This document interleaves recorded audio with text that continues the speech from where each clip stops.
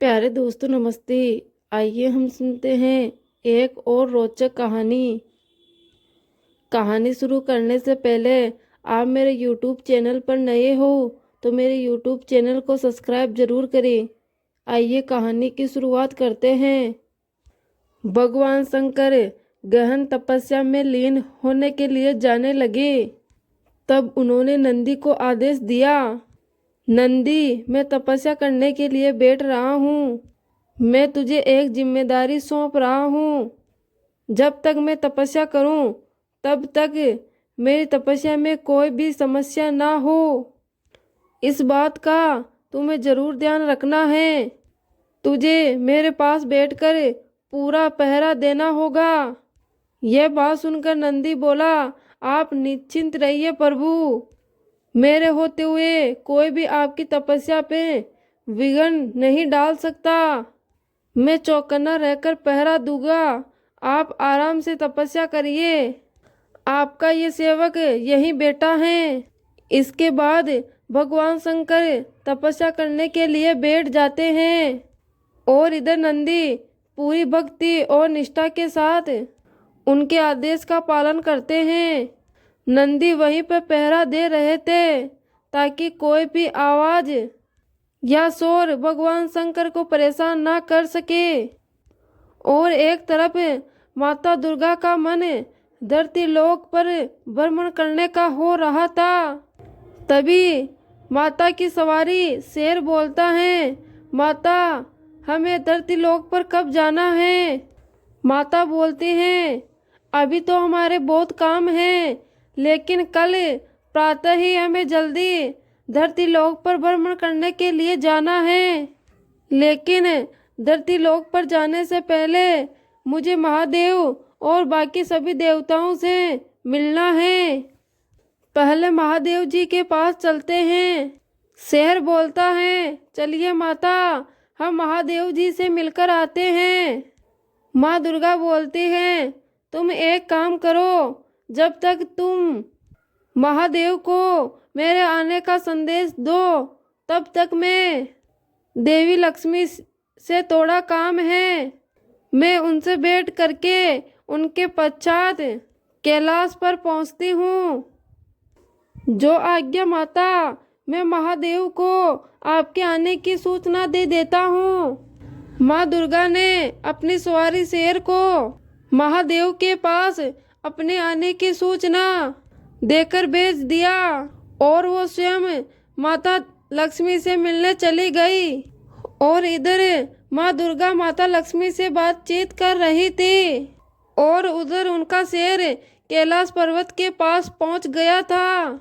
अपने स्वभाव के अनुसार शेर कैलाश पर्वत के पास पहुंचते ही गर्जना करने लगा। शेर की गर्जना ने पूरे कैलाश पर्वत को हिला दिया।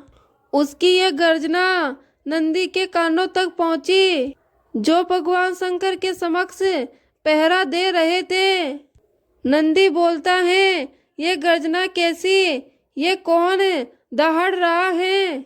और ये कौन है जो कैलाश की शांति को भंग करना चाहता है?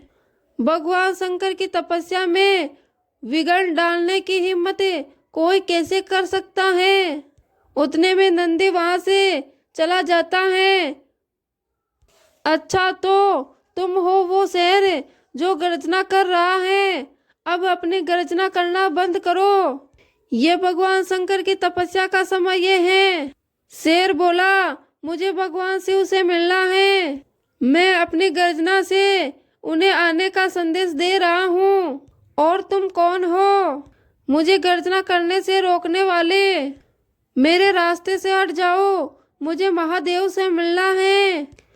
नंदी बोला, मैं भगवान शिव का सेवक हूँ, मैं उनका प्रहरी हूँ। मैं अब तुझे यहाँ एक कदम भी आगे नहीं बढ़ने दूंगा।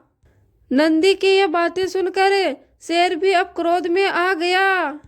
शेर बोलता है, तुम मेरी शक्ति से परिचित नहीं हो। मैं चाहूँ तो तुम्हें अभी पराजित करके आगे बढ़ सकता हूँ।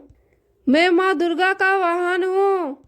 मेरे मार्ग में बाधा मत डालो, अन्यथा तुम्हारे लिए ये सही नहीं होगा। नंदी बोला, हे शेर, चाहे तुम माँ दुर्गा के वाहन हो या फिर अन्य देवी देवताओं का, लेकिन भगवान शिव ने मुझसे कहा है कि उनकी तपस्या के दौरान उन्हें कोई भी परेशान ना करे, और मैं उन्हीं के आदेश का पालन कर रहा हूँ, और मैं जब तक अपनी जगह से नहीं हटूंगा जब तक महादेव मुझे अनुमति ना दे दे। नंदी की बातें सुनकर सिंह को और क्रोधित आ गया। देखो नंदी, तुम अपना सेवक धर्म निभा रहे हो तो मैं भी अपना सेवक धर्म निभाने से पीछे नहीं हटूंगा, और मैं महादेव से मिलकर ही रहूंगा, और अब मैं पीछे नहीं लौटूंगा। मेरे रास्ते से हट जाओ। माँ दुर्गा के वाहन ने नंदी पर हमला किया। नंदी ने अपने आप को बचाया और उसी के बाद दोनों में भीषण युद्ध चालू हो गया। शेर अपनी पूरी शक्ति से नंदी पर वार करने लगा, लेकिन नंदी ने भी अपनी ताकत से शेर का सामना किया। इसी दौरान माँ दुर्गा कैलाश पर्वत पर पहुंच जाती हैं। उन्होंने देखा कि उनके शेर और शिव जी के नंदी आपस में लड़ रहे हैं। इतनी ही देर में शिव भी तपस्या से जाग जाते हैं। उन्होंने भी जब माता दुर्गा के शेर और अपने नंदी को युद्ध करते हुए देखा तो वो भी चकित रह गए। माँ दुर्गा बोली, ये आप दोनों इस तरह युद्ध क्यों कर रहे हो? आखिर युद्ध का विषय क्या है? सिंह बोला, माता, ये नंदी मुझे भगवान शिव से मिलने के लिए मना कर रहा था। बस मैं तो आपकी आज्ञा का पालन कर रहा था माता। नंदी बोला, प्रणाम माता, मैं भी महादेव जी की आज्ञा का पालन ही कर रहा था।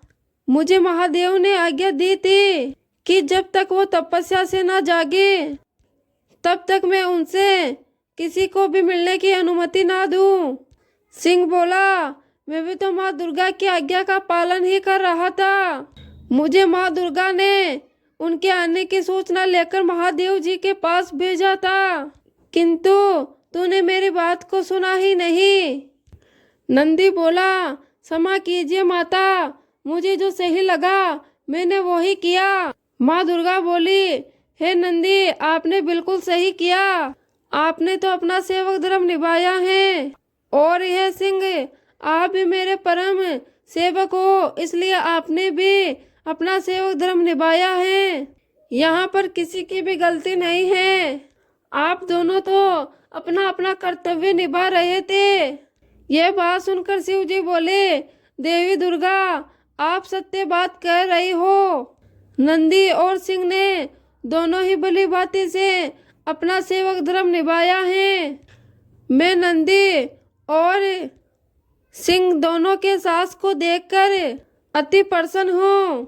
आप दोनों सच्चे सेवक हो, सच्चे भगत हो। अब आप दोनों सच्चे मित्र की भांति एक दूसरे को हृदय से लगाकर इस युद्ध को समाप्त कीजिए। नंदी बोला, मुझे क्षमा कर दो सिए, मैंने तुम्हारा हृदय दुखाया। मैंने भी तो अहंकार में आकर तुम पर हमला कर दिया। मुझे भी क्षमा कीजिए हे नंदी। और दोनों माँ दुर्गा और शिव जी का आशीर्वाद लेते हैं। इसके बाद सभी देवताओं और महादेव से भेंट करके और उनका आशीर्वाद प्राप्त करके माँ दुर्गा धरती लोक पर भ्रमण करने निकल जाती हैं।